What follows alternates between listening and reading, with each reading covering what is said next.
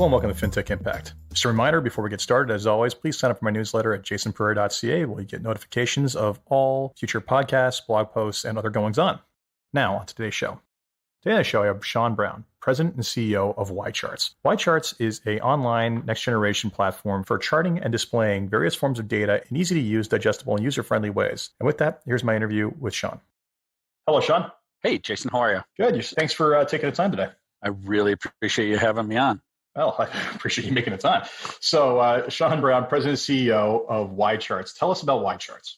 YCharts is a cloud-based Swiss Army knife that helps you with two things. One is it helps you with to make smarter investment decisions. And number two is it helps you improve communication. And we have kind of tailor-built this Swiss Army knife for wealth advisors and asset managers.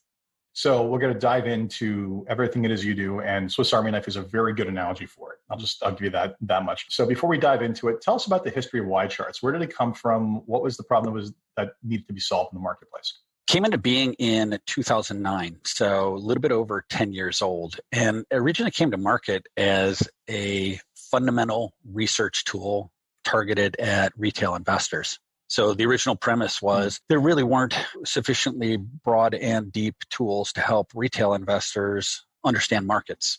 And so our founder, I wasn't one of the founders, I came on 4 years ago, named the company YCharts, which I liken a little bit to Jeff Bezos naming his company Online Books. You know, sometimes we get in conversations with prospects and like, well, charts, I've got the charting that we need. And I say, that's when I start the dialogue about Swiss Army knife and there's a lot of blades and let's talk to you about your business problems. Absolutely. So you started off in retail, but clearly that has not been the place you stayed. You were very prominent in the RIA space, and I think some of the broker dealers as well. What led to the evolution away from consumer? I'm not sure how much you still service consumer, but that's the first question. How much do you still service consumer? How much of it is advisor, practitioner, and what led to that evolution? Yeah, so we have about 5,500 total clients right now. About 1,000 of them are retail investors. So we have not in any way turned our back on the retail market. We just think when you're a software company and you're a startup, you spend some time trying to figure out product market fit. Where is it that the value prop in our DNA is the most relevant and can provide the most value?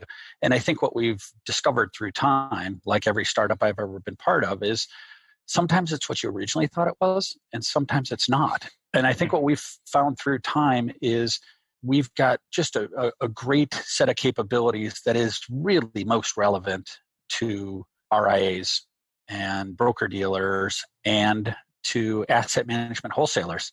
And so those are who we create a product roadmap for. Those are who we market to. But honestly, if somebody comes that's a university endowment or a buy-side, sell-side analyst, and they have two things. If they have an email address and a credit card, we're still welcome them to use our software. So as the name gives it away, you just named charts. You guys are a highly visual medium for basically analytics of data. So I think you've done a very clean and very intelligent job of laying this out. So let's talk about let's start diving into the Swiss Army knife use cases in general, right? So basically, what is the most popular function that people utilize YCharts for? Yeah, so everybody comes in to our dashboard. That's the landing page that you jump in on. So the purpose of the dashboard is to track things that are important to you. If that's stocks, ETFs, mutual funds, economic indicators, and news. So the launch and the most common place that people come and spend some time is the dashboard, which is custom configured for the user. So obviously that's a great place to learn things. Where are you seeing red numbers? Where are you seeing green numbers? Where are you seeing lines go in directions that interest you, which leads you to tunnel deeper from there? Excellent. So basically the first stop to find out everything going on in the market, your portfolios, whatever it might be, all customizable to make it relevant. I'm going to go down kind of some of the function lists I see. So building and utilization of model portfolios. What is your approach to this, or how have you made this different or compared to some of your competitors and more easily digestible than some of the stuff that's out there? Yeah, let me take a quick step back from there and Sure. just tell you what I think our value prop is in aggregate. Our value prop is we make the complex easy and the easy quick. And we do this in a couple ways. We have great commodity data, but I do want to stress it's commodity data. And it's either stuff that we've bought from the leading vendors in the space or we've cultivated from all of the major government agencies so that we can tell you everything from coronavirus statistics to housing starts to GDP figures across the globe. So a whole lot of great data, a very easy to use platform and user interface that if you can use a Google browser, you can master our software. And then the third element, which is not very typical for SaaS software companies, is support. We're actually really big on our clients knowing an account manager, and our account managers and our support team is there to help at no extra charge to our customers. So with that said, there's three legs to our stool: data, easy to use tools, and then customer support. To answer your questions about model portfolios, we think models are a huge wave of the future. It's professional investment management that contemplates the concepts of diversification, and it's prepackaged. So what we help advisors do is there's about 10,000 commercial models out there. That's a big number. So how do I know which model is good for me? We help them compare and select the right model for them. Excellent. I mean, it's interesting when some of the data that your sales rep gave me in terms of number of indexes and data points, I almost felt my share. I mean, I'm used to big numbers, but sometimes they're even more daunting than I remember. And I'm actually glad you went there with the value prop. Because I mean, the reality is in this world, as you said, the commodity data is commoditized, right? We can get these things from the data sources as long as you're willing to pay for it. But really what it comes down to for any business to be successful in the space is what you layer over top of that in the UI, UX, and how you bring what's important into the forefront of the entire consumer experience. So I picked on model portfolios because that was one of the core functions on your website. But in general, I mean, let's talk about how you have, like you mentioned, data that is non-market conventional, right? So you talk about COVID stats or whatever else it might be. So what kind of other data beyond market data and the simple examples given the date are you able to access on your platform? Okay, so besides, let's talk real quick about securities. So for stocks, ETFs, and mutual funds, it's everything from all of the historical price data, all of the key statistics, what are the holdings, what are the risks, what are the exposures, all of the financial calculations on top of that, PE ratios, et cetera. So for securities, we've got all the statistics I think you could be asking for, and the ability to look at them, the ability to chart them, the ability to chart them against each other, et cetera. So if you go into a whole different category of data, though, economic data, again, it's everything from employment to wages, to housing starts, to GDP, to agricultural levels, to, I just did a tweet this morning where I noticed that housing starts month over month was released this morning. I quickly do a chart on housing starts, and I'm able to see housing starts for the month of April had the biggest decrease in history, right? So what's the relevance of that? Well, if my clients have portfolios that are dependent on construction related things, I sure do want to understand some of those macroeconomic things associated with it. So just a breadth of 20,000 economic indicators that's pretty readily accessible. I mean, just managing that volume of data. I mean, you mentioned 20,000 indicators.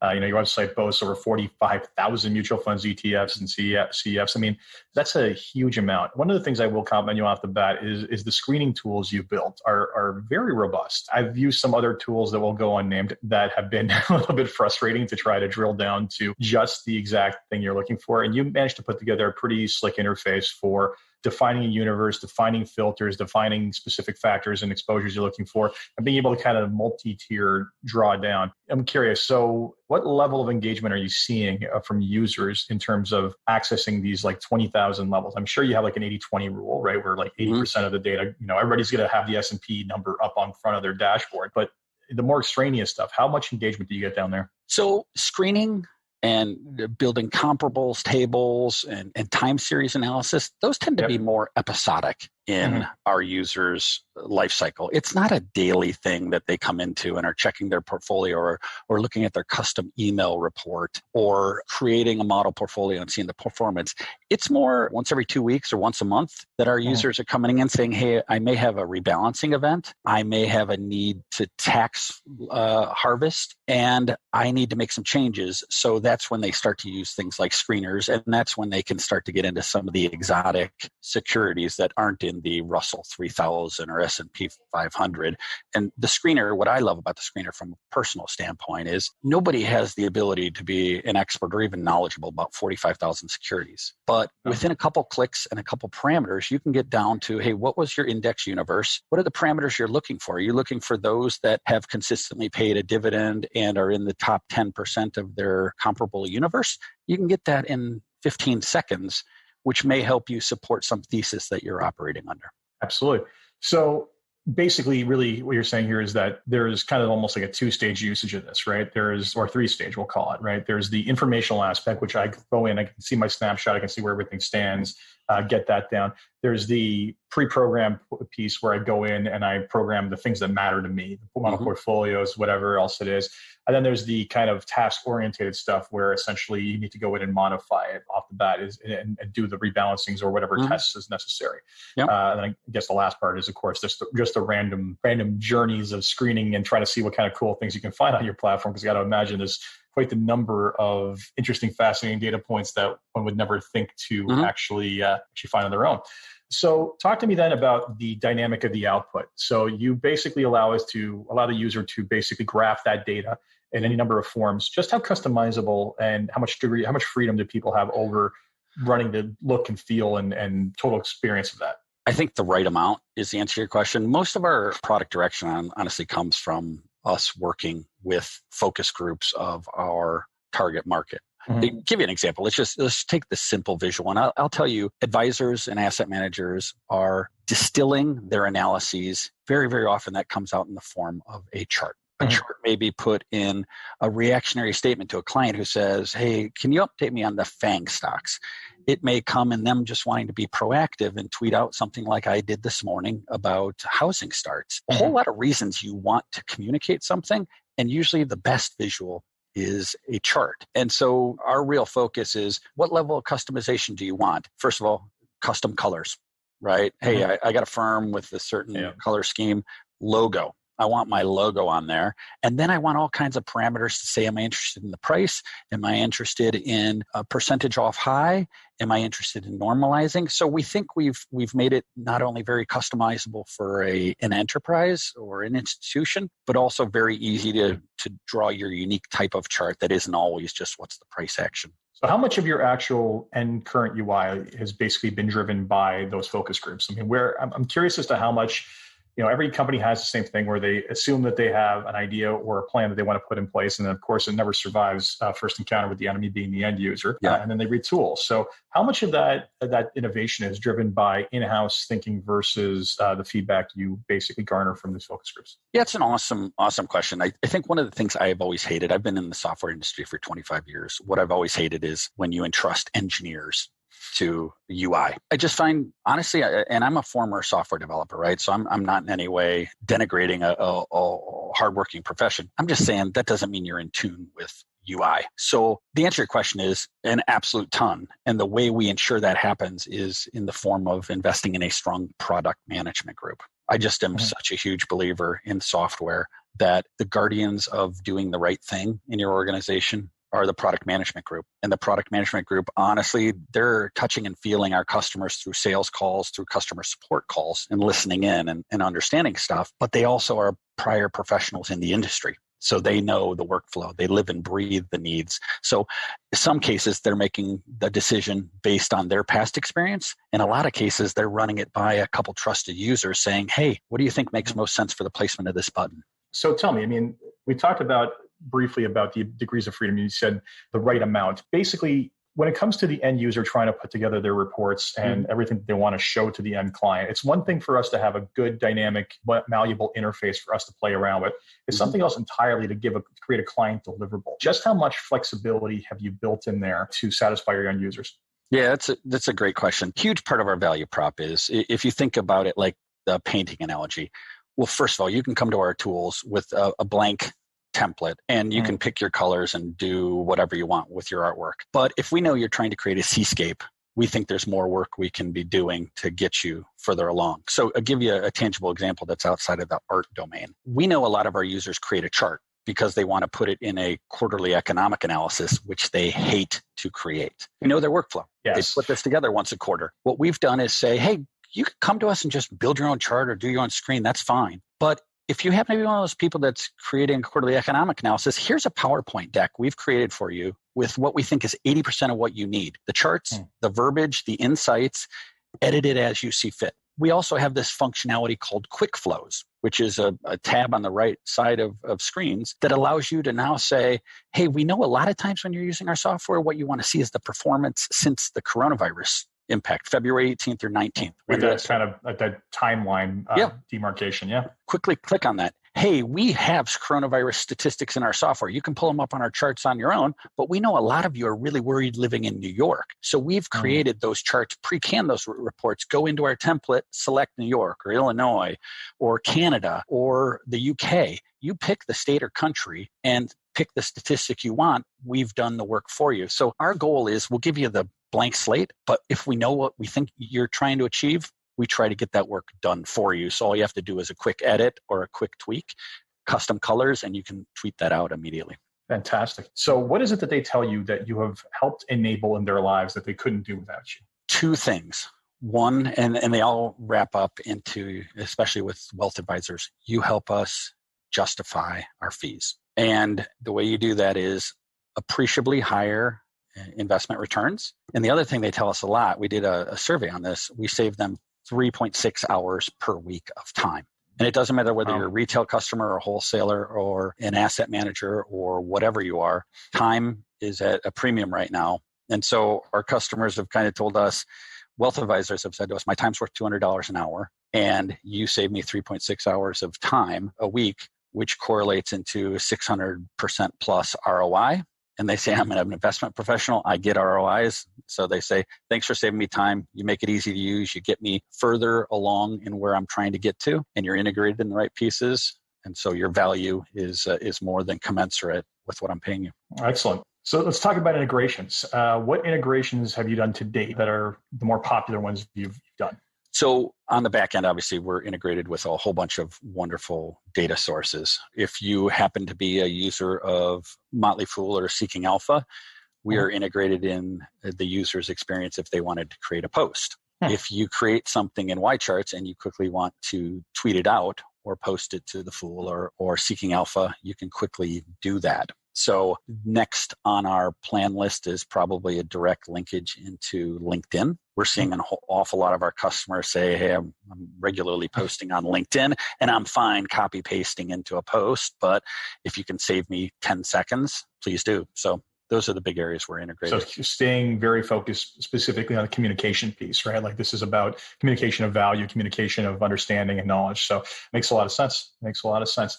So before we wrap up, there's 3 questions I ask everybody that basically get you kind of thinking and hopefully lead to some interesting conversations. If you had one wish or something you can change in your business or in the industry as a whole, what would it be?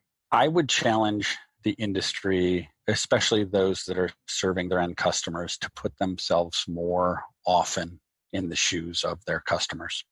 And especially with the wealth advisors, am I really earning 1% of my assets under management? And what would it take to feel like I earned that? Well, I'd want to be indispensable in their lives, and I'd want to be saving them a whole lot of stress and worry. And if you can get yourself into that position by having great investment guidance and fantastic regular communication, then you should feel pretty good that your fees are justified. Yeah. The one thing you can't chart effectively is individualized advisor alpha or gamma or whatever it was. You crack that one and you will have every advisor signing up for your platform by default. You bet.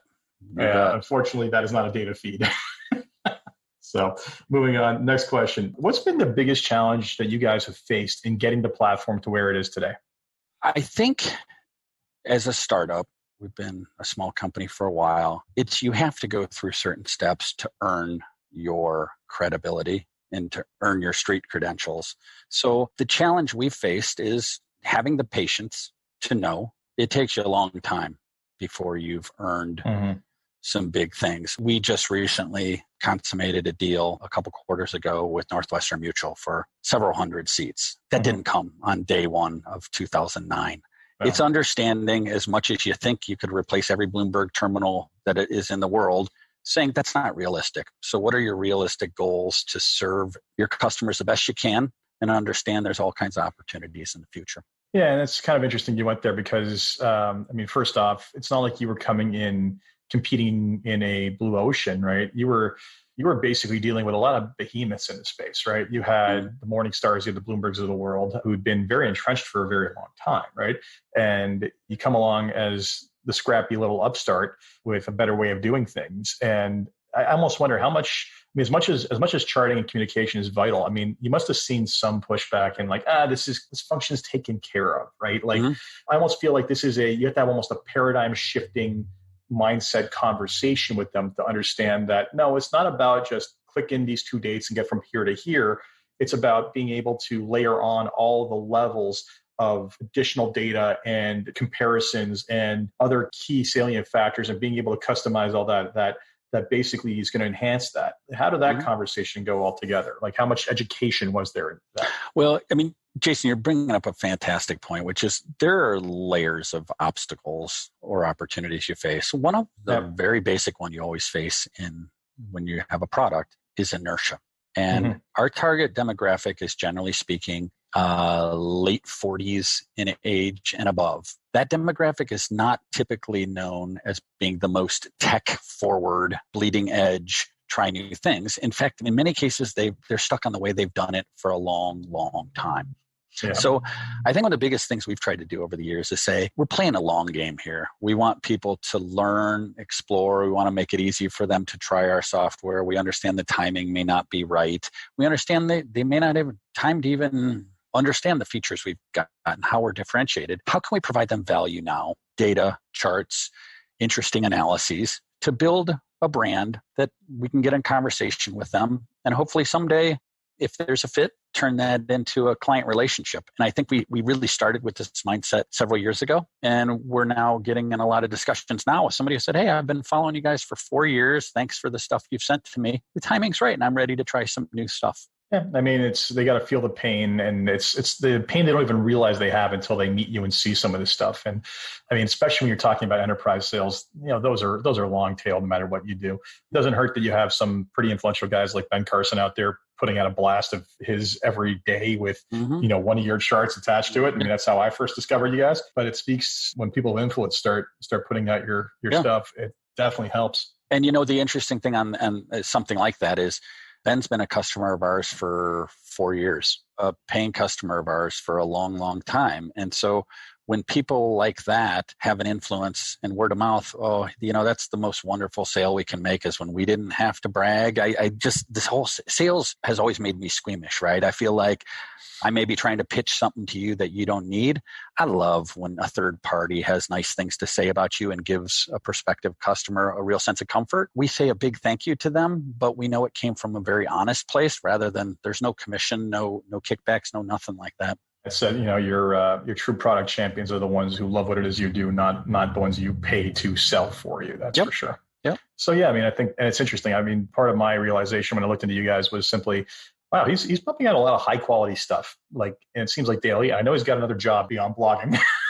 This cannot be, he's clearly not sitting there struggling with the likes of some legacy softwares put this all together, and it's definitely not built in Excel. So what is it that's going on here? So you just follow that sort of stuff long enough, and you're going to be compelled to look into it yourself. So the last question I have for everybody is a big one always. So what excites you the most about what it is you're working on and gets you out of bed every morning to keep on fighting the good fight and pressing forward with this?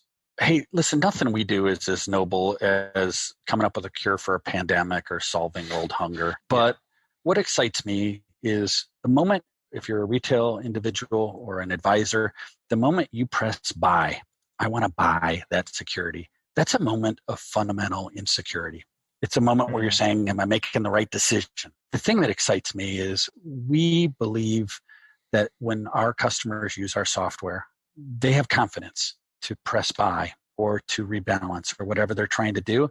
What fires me up is we give them confidence, we give them time back, we give them a high ROI, yet we only have a small market share. If we have 5% of the addressable market, I'm being generous to us.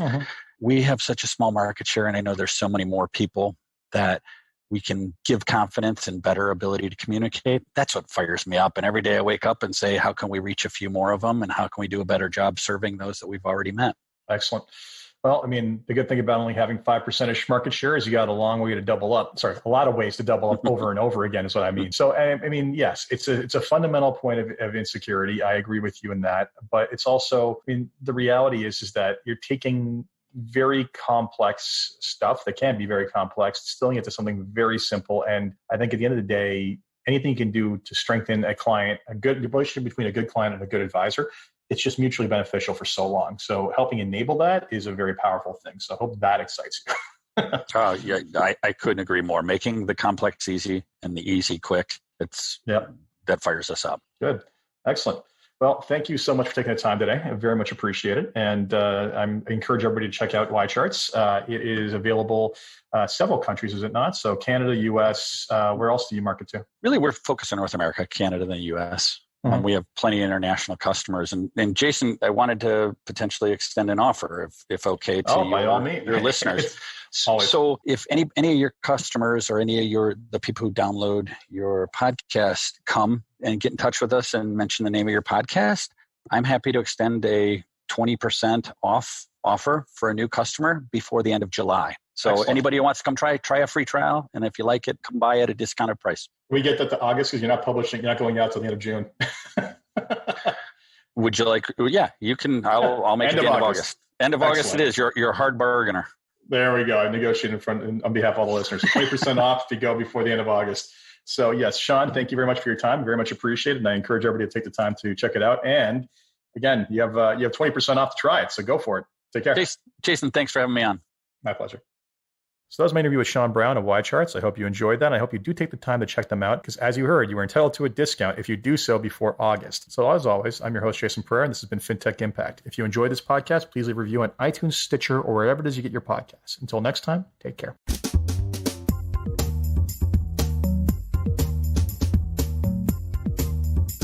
This podcast was brought to you by Woodgate Financial, an award-winning financial planning firm catering to high net worth individuals and their families. To learn more, go to woodgate.com. You can subscribe to this podcast on iTunes, Stitcher, and Google Play, or find more episodes at fintechimpact.co.